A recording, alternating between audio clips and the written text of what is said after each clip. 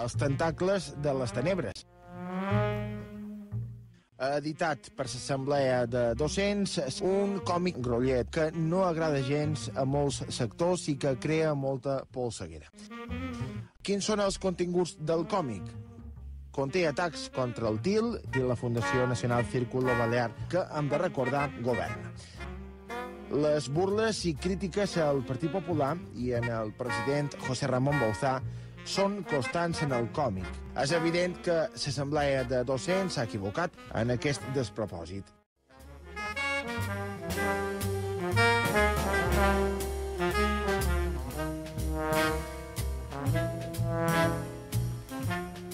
Yo es que cuando era jovencito me gustaba mucho Mortadelo y Filemón. ¿Sabes? Era un gran lector de Mortadelo. Con lo cual, ser un personaje de TV o a mis años, que tampoco soy tan mayor, pero bueno, me hace ilusión, la verdad es que incluso me hace ilusión.